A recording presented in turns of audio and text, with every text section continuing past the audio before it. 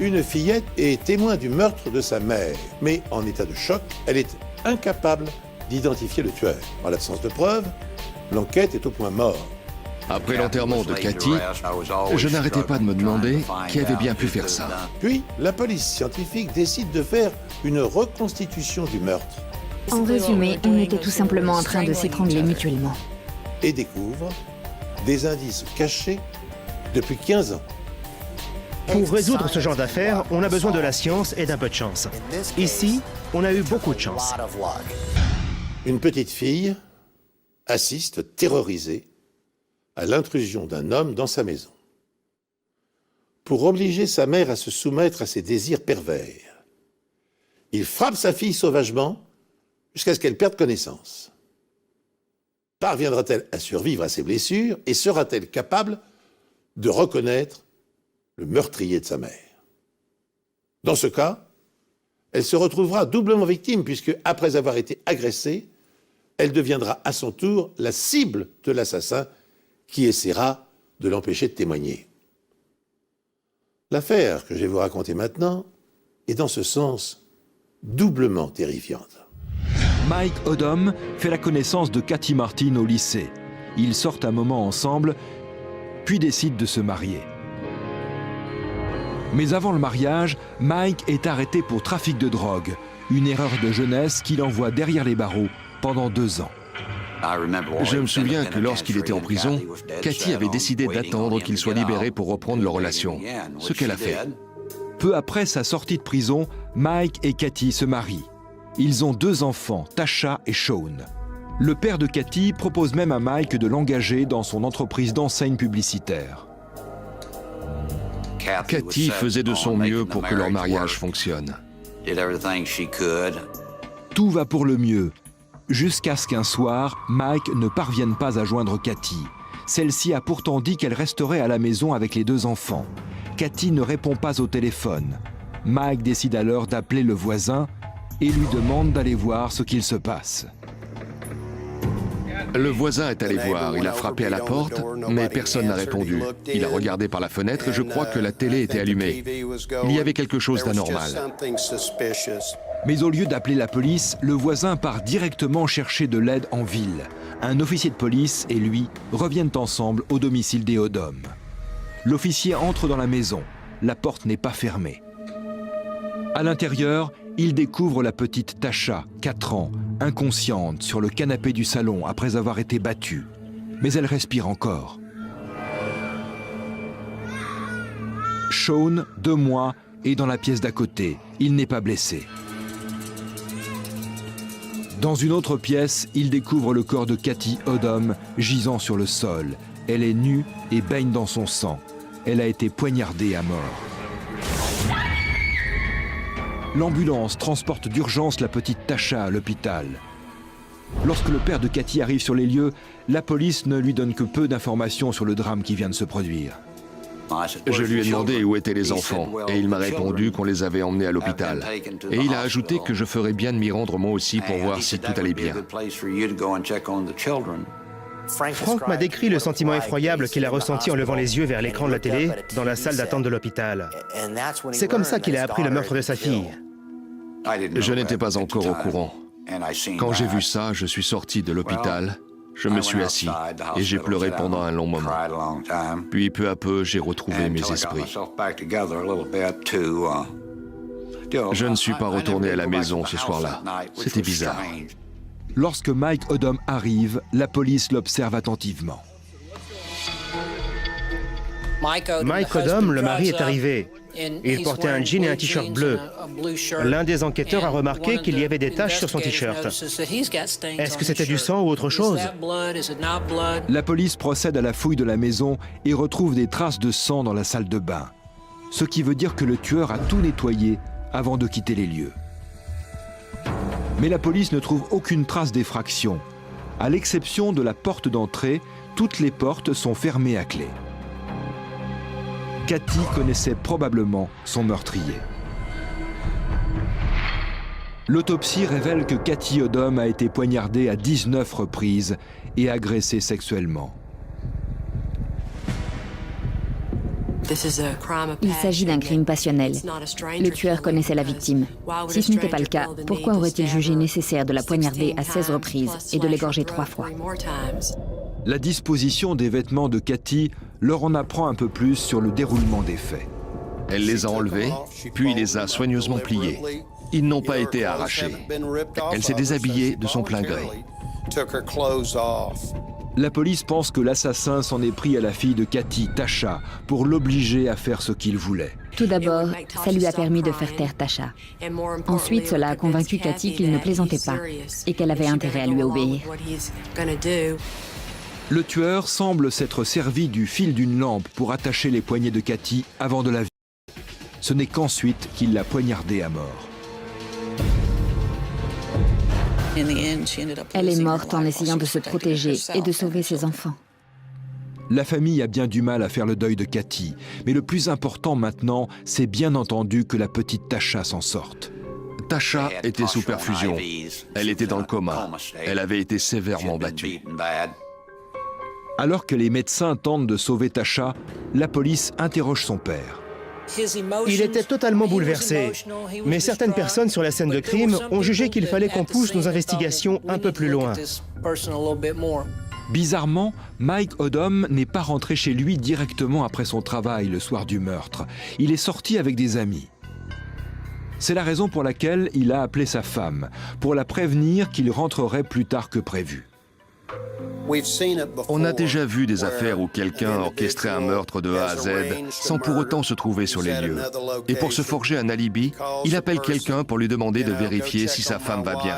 Nos soupçons se portent toujours sur le mari jusqu'à ce qu'il soit totalement mis hors de cause. Lors de l'interrogatoire, la police remarque des taches sur le t-shirt de Mike. On l'envoie immédiatement au laboratoire pour analyse. La police retrouve d'autres taches suspectes sur les tapis de sol de la voiture de Tim Robinson, le voisin qui a contacté la police. On a saisi les tapis de sol, puis on les a envoyés au labo pour analyse. Le médecin légiste établit l'heure de la mort de Cathy, environ 6 heures avant que son corps ne soit découvert. Elle est donc décédée aux alentours de 13 heures. Mike Odom et son voisin Tim Robinson affirment qu'ils étaient sur leur lieu de travail à cette heure-là. Aux États-Unis, il existe depuis 1970 3 programmes de protection des témoins. Le premier assure leur sécurité avant et après leur déposition au cours du procès. Le second, qui émane du département de la justice, se charge de leur fournir une nouvelle identité, un logement et des moyens de subsistance dans un État éloigné. Le troisième, le Bureau fédéral des prisons, protège les témoins incarcérés. Dans notre affaire, Tasha, la fillette de 4 ans, a assisté au meurtre de sa mère avant d'être frappée et plongée dans le coma. Son père, Mike Odom, et Tim Robinson, son voisin, sont-ils impliqués dans le drame? Tandis que les enquêteurs vérifient leurs alibis, Tasha reprend conscience. Mais sera-t-elle capable de reconnaître son agresseur? Et, si elle y parvenait, osera-t-elle révéler son nom? Enfin, si elle était menacée, compte tenu de son âge, pourra-t-elle bénéficier d'un programme de protection des témoins?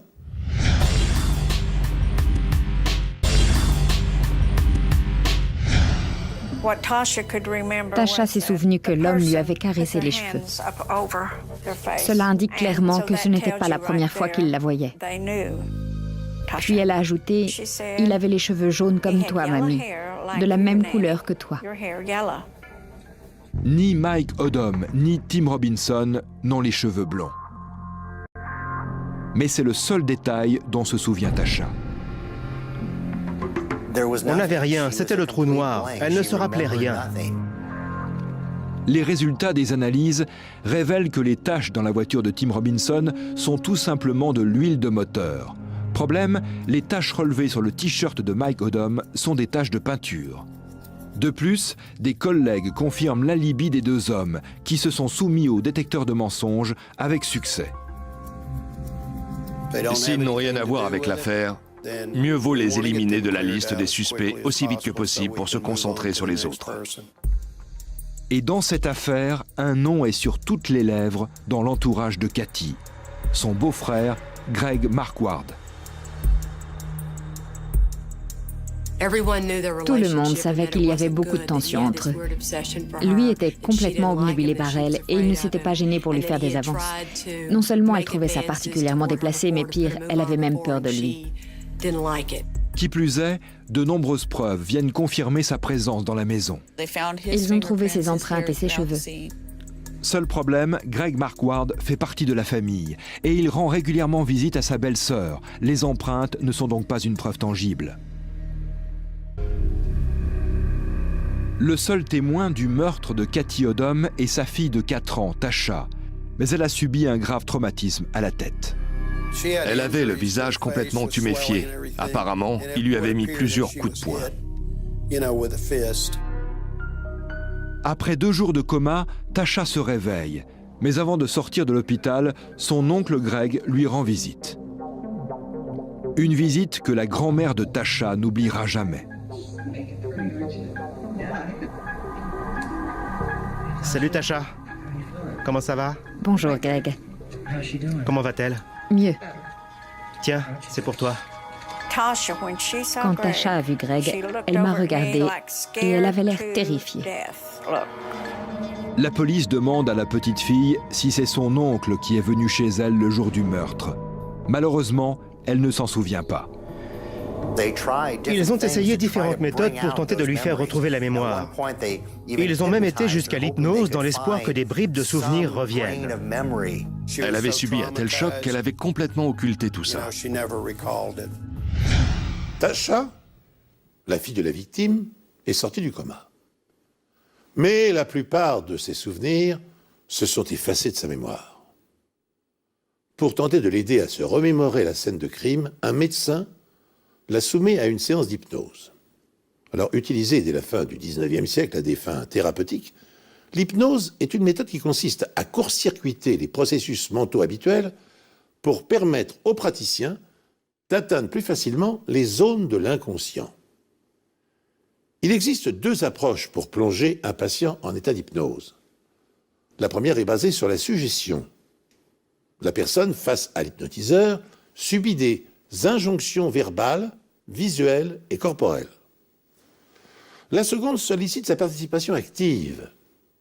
Appliquée à l'enquête criminelle, l'hypnose donne des résultats souvent probants.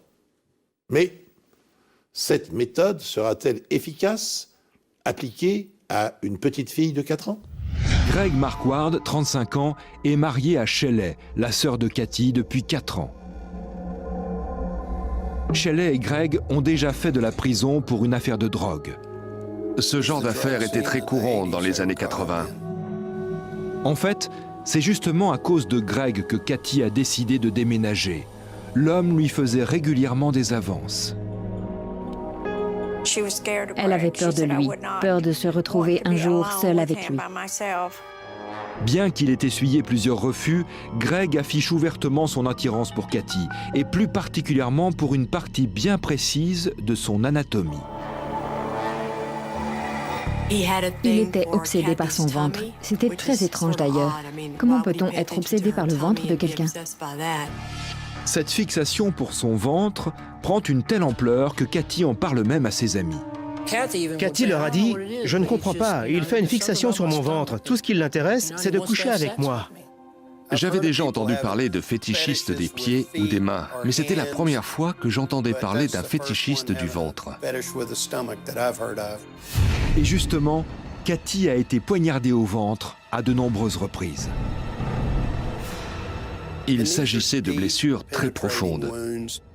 Lors de son interrogatoire, Marquardt nie toute implication dans le meurtre et il n'a rien à leur dire. À un moment, pendant l'interrogatoire, il a dit tout simplement « Excusez-moi, je dois aller remettre de l'argent dans le parc-mètre ». Il s'est levé, il est sorti et il n'est jamais revenu. La femme de Greg, Shelley, qui est également la sœur de la victime, explique que celui-ci l'a conduite à l'école à 10h30 le jour du meurtre, puis il est revenu la chercher à 14h30. 4 heures pendant lesquelles il aurait eu largement le temps de commettre son meurtre et de tout nettoyer avant d'aller chercher sa femme. Si je devais faire une description de Shelley, Je dirais que c'était une femme totalement dépendante. Elle était sous l'emprise totale de Greg Marquardt, son mari. D'après ce que je sais, c'est lui qui l'avait rendu accro à l'héroïne. Et ça, c'est la pire des choses qu'un être humain puisse faire subir à un autre. L'analyse de la scène de crime n'apporte pas grand-chose. Si les empreintes de Greg sont effectivement présentes un peu partout à l'intérieur, c'est également le cas pour les autres membres de la famille. C'était son beau-frère et il était déjà allé chez elle avant le meurtre. Il était donc normal qu'il y ait ses empreintes et ses cheveux à l'intérieur. Bien que la victime ait été violée, les faits interviennent bien avant l'utilisation systématique de l'ADN dans ce genre d'affaires. À l'époque, dans les années 80, on utilisait la sérologie. En résumé, on recherchait uniquement le groupe sanguin. Mais pour cela, il nous fallait un échantillon important de sang et on n'obtenait rien de plus que le groupe sanguin. Le groupe sanguin déterminé grâce à l'échantillon du kit de viol est le même que celui de Greg Marquardt. Il était de type O, comme à peu près 50% de la population. On n'était pas plus avancé. Faute de preuves, la police est obligée de classer l'affaire. On a inhumé Cathy et le temps a commencé à faire son travail. J'allais très régulièrement sur la tombe de ma fille, toujours avec cette même question en tête. Qui avait pu faire une chose pareille ? On dit souvent que si on ne résout pas une affaire dans le mois qui suit les faits, les pistes se refroidissent et ça devient quasiment impossible. Si Greg et Shelley Marquardt reprennent peu à peu le cours de leur vie, le père de Cathy a beaucoup de mal à reprendre pied. D'abord, il doit surmonter la mort de sa fille qui a été assassinée. Ensuite, il doit continuer à vivre avec l'intime conviction que l'homme qui en est responsable est marié à sa deuxième fille. Comment peut-on endurer tout ça ? 11 ans se sont écoulés depuis la mort de Cathy. Et la police bénéficie enfin de tests ADN suffisamment fiables pour obtenir un profil génétique à partir des preuves biologiques récoltées sur le kit de viol. Mais lorsque la police compare ce profil à celui de Greg, les résultats ne sont pas concluants à 100%. Ils indiquent néanmoins que celui-ci figure parmi les 2% de la population susceptible de correspondre.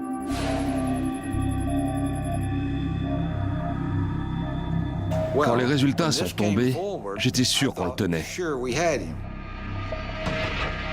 Mais Greg a réponse à tout.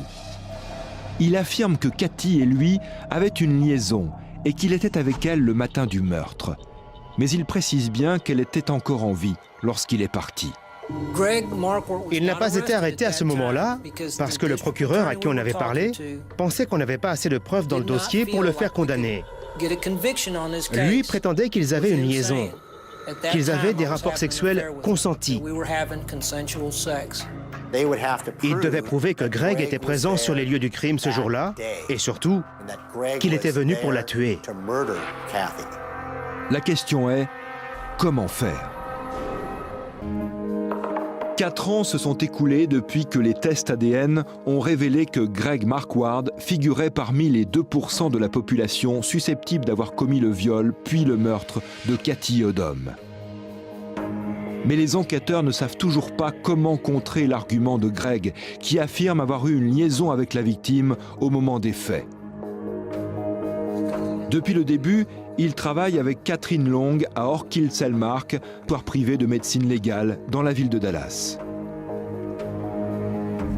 Le père de Catherine Long était le chef de la police d'El Paso au Texas. Elle a donc une vision légèrement différente de celle des autres analystes. Le laboratoire Selmark effectue des expériences inhabituelles à cette époque. En résumé, on était tout simplement en train de s'étrangler mutuellement. Bien entendu, ils ne font pas ça pour s'amuser, mais dans le cadre de leurs recherches. Ils tentent de déterminer si oui ou non un homme dépose des cellules de peau sur sa victime pendant qu'il l'étrangle. On effectuait des prélèvements sur le cou de celui qui jouait la victime et sur les mains de l'étrangleur. Ils se rendent alors compte qu'il y a un important transfert de cellules. Il y en avait beaucoup en fait. Les enquêteurs doivent alors trouver quelque chose susceptible de contenir les fragments de peau de l'assassin dans la liste des indices relevés lors du meurtre de Cathy. Ils s'intéressent donc au fil de la lampe utilisé pour attacher les mains de la victime. Partout où on va, on laisse des traces de notre passage. Ça peut être des cellules épithéliales, un follicule pileux ou une empreinte. La technique consistant à prélever des traces biologique susceptible de contenir l'ADN d'un suspect n'a pas cessé de se perfectionner, vous le savez, depuis 1985, date de son application dans les enquêtes criminelles. Alors, si au début, seules les taches de sang étaient analysées, les méthodes d'amplification et de duplication automatisée des cellules permettent aujourd'hui aux experts biologistes de travailler à partir d'échantillons parfois minuscules de matières biologiques. Et ces matières sont les plus diverses. Poils, cheveux, salive, sueur, sperme, flux divers, moelle osseuse. Dans notre affaire, les policiers espèrent que le meurtrier a laissé quelques cellules de peau sur le fil électrique qu'il a utilisé pour entraver les mains de la victime. Mais dans cette hypothèse, livreront-elles leur secret 15 ans après le crime? Le sac en papier permet une meilleure respirabilité. S'il y a de la moisissure sur un objet, elle va sécher. Et cela prolonge la durée de vie de l'ADN. L'ADN a été préservé plus longtemps que dans un sac en plastique. Le fil est couvert de sang, ce qui facilite grandement la tâche des techniciens. Ils n'ont plus qu'à appliquer un coton-tige sur le fil pour récupérer les cellules de peau présentes dans le sang. Les tests mettent au jour 2 profils génétiques distincts. Le premier est celui de Cathy. Le deuxième est celui de Greg Marquardt. Seule explication à la présence de son ADN sur le fil électrique ensanglanté, c'est bien lui, le meurtrier. Il est donc arrêté et mis en examen pour le meurtre de Cathy Odom. Pendant sa détention, Marquardt raconte en détail son effroyable meurtre à son codétenu. Ce jour-là, il était sous héroïne. J'étais dans le coin, je peux entrer? Bien sûr, entre. À peine entré dans la maison, il fait aussitôt des avances à Cathy, qui le repousse une première fois. Greg prend un couteau dans la cuisine pour couper le fil de la lampe, puis lui attache les mains. Au passage, il laisse son ADN sur le fil. Après l'avoir sauvagement, il la coup de couteau.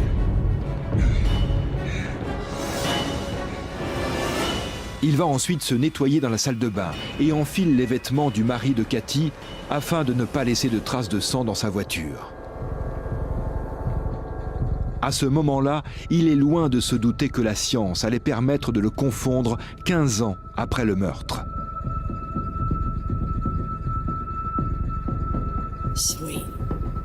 Merci mon Dieu, justice a été rendue.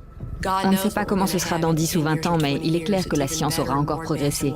C'est fabuleux. Face à de telles preuves, Greg Marquardt plaide coupable du meurtre de Cathy Odom. Il est condamné à 45 ans de prison.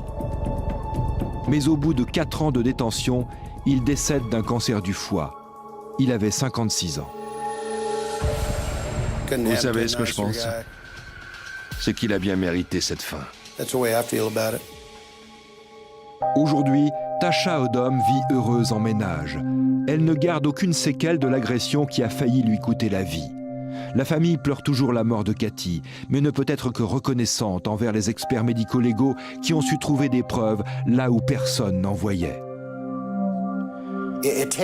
Pour résoudre une enquête, on s'appuie sur la science, bien entendu. Mais il faut également de la chance. Et par chance, ils avaient ce fil électrique. Par chance, il avait été conservé dans un sac en papier. Ça ne nous ramènera pas Cathy. Je ne l'oublierai jamais. Je ne l'oublierai jamais en tant que mère et je n'oublierai jamais en tant que fille et complice. C'est dur de perdre un enfant, mais je remercie le Seigneur pour tout ce qu'il a fait. C'est le genre d'affaire qui fait un peu notre fierté. On était tous très contents d'avoir finalement pu la résoudre au bout de tant d'années. Mais aussi soulagés que Greg ait été reconnu coupable de meurtre par les jurés. Malheureusement, il en reste encore beaucoup d'autres qui ne sont pas résolus. Greg Marquardt a plaidé coupable du viol et du meurtre de Cathy Odom, sa belle-sœur. Il a été condamné à purger une peine de 45 ans de prison. Pour tenter de comprendre les liens obscurs qui s'étaient tissés entre les membres de cette famille, j'ai entrepris des recherches dans les archives de la police américaine. Et quelle ne fut pas ma surprise de découvrir que Mark Ward avait épousé en premières noces la sœur de Mike Odom. Il fut donc à 2 reprises, et à titre différent, le beau-frère du mari de sa future victime. Ce détail, avouez-le, ne s'invente pas. Avant que Greg et Shelley Mark Ward ne sombrent dans la drogue et ne soient condamnés à 2 ans de prison, les liens qui les unissaient à Mike et Kathy Odom semblaient indéfectibles. Puis Mark Ward a peu à peu nourri une passion obsédante et morbide à l'égard de sa belle-sœur, son désir malsain se cristallisant sur son ventre, ce qui explique sans doute qu'il l'ait lardé de 19 coups de couteau dans l'estomac. Les psychologues connaissent bien les dérives fétichistes monomaniaques qui animent parfois les tueurs en série. Ainsi, en fut-il de Volker Ecker, un chauffeur routier allemand soupçonné d'avoir commis 19 meurtres en France, en Allemagne et en Espagne entre 1974 et 2006. Il fut arrêté et avoua 6 d'entre eux, dont 5 de prostituées. Attiré jusqu'à l'obsession par les jeunes femmes blondes et minces, il photographiait les cadavres de ses victimes avec un appareil à développement instantané et conservait des mèches de leurs cheveux. Selon les experts psychiatres, davantage qu'éprouver du plaisir sexuel, le prédateur retire de cette démarche un sentiment de toute puissance. Il s'arroge un droit de vie et de mort sur les femmes qui ont le malheur de tomber entre ses mains. Cette émission est maintenant terminée. Merci d'avoir suivi, de nous être fidèles. J'aurai le plaisir de vous retrouver prochainement sur cette antenne pour un nouvel épisode des Enquêtes Impossibles.